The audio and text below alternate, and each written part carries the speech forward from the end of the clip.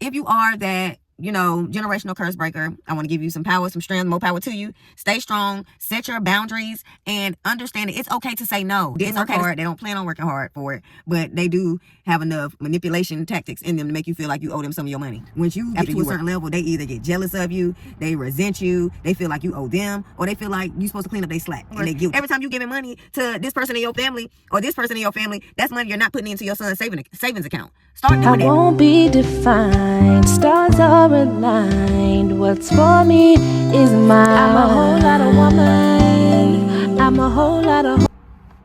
Hey y'all, I'm sitting here waiting for my boyfriend to come out the dealership. But I was talking to my homegirl the other day, and I wanted to talk to y'all about toxic families. Like, do you come from a toxic family, or do you know anybody that comes from a toxic family? And I say this because I got a lot of friends that are generational curse breakers, and that's a great thing, but I've noticed there's a catch-22 to it. There's like a dark side to being a generational curse breaker. Sorry, I almost dropped my phone.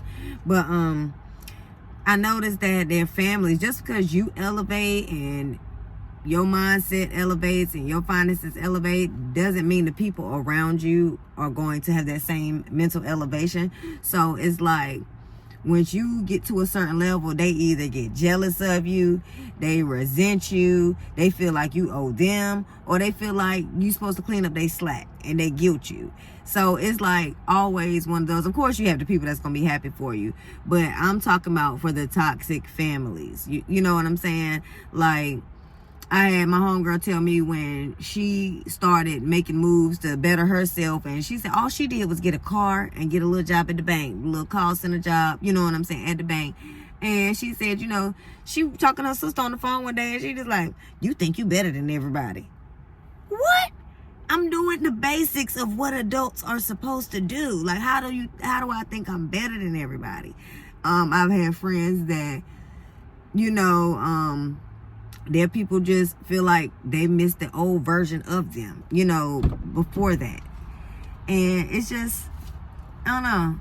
It's just unfortunate that you can't level up in peace. And hold on, I'll be back. Okay, I'm back. Sorry. So, it's just a shame. Like I was saying, it's just a shame you can't glow up in peace and, in happiness, and like people around you genuinely be happy for you. Like, the entitlement is crazy. Like, I've heard stories about, one person get a certain amount of money and somebody else in their family feel like, well, you owe me some of that money. Like, it's ridiculous. You know what I mean? When they didn't work hard, they don't plan on working hard for it, but they do have enough manipulation tactics in them to make you feel like you owe them some of your money after you work hard every week. Like, I got friends that I really be having to let them know, like, no, they crossing boundaries. It's okay to put yourself first. Like, y'all keep getting interruptions. I just got a phone call. Okay. So, but yeah, like, I be really having to tell my friends, like, put yourself first. It's okay. Like, they've been so parentified since they were kids that now that we grown, it's their second nature to take care of, like, everybody. You know what I mean? When they're not realizing you do not have to make up for nobody else's laziness. Like, you really do not. If this person does not want to go get a job, you don't have to put them on your phone bill. You don't have to move them in and take care of their kids. And they keeping their benefits to themselves, but you keeping a shelter over their head. You do not have to do that. All they're doing is getting by. Like, I had to tell a friend before when she took in her sibling, and I'm like, you're taking your sibling in because you volunteered to do that. That does not mean your parents is going to get themselves together. They're going to start doing right. They're going to move into a better situation. No, you just took a burden off of their hands. So while you over here stressed out trying to raise somebody that they won't even put that much effort into, they over there chilling. They got more resources to keep doing what they've been doing. Okay? So if you are that generational curse breaker. I want to give you some power, some strength, more power to you. Stay strong, set your boundaries, and understand that it's okay to say no. It's okay to say no. You're not going to be able to get so far if you trying to drag these people with you that's dragging you down. They're not putting energy into the level up.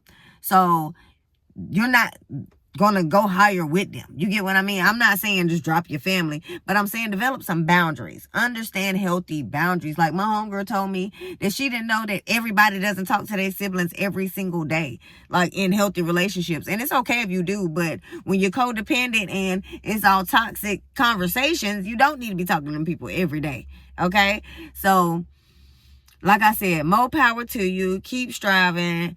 Do not let the judgment, the resentment, the guilt, do not let that guilt get to you. Don't let nobody make you feel bad for not paying their rent when they ain't been paying their rent before you was leveling up or not. They been bad with money.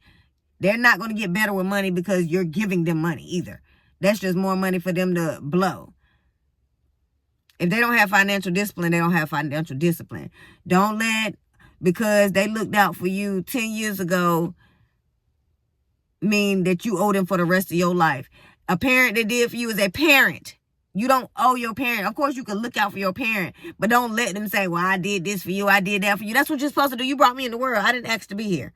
Okay? So if I had a choice, you wouldn't have had to do it. Okay? I might not have chose you. How about that? So stay strong is what I'm saying. Please stay strong. Set your boundaries and stick with them. A lot of my friends are walking into that power now where they're realizing like these people not going to change and I'm not going to be able to grow the way I want to grow by helping them every time they put a hand out, because the handout is not going to stop. Like I had explained to one of my homegirls, every time you giving money to this person in your family or this person in your family, that's money you're not putting into your son's savings account.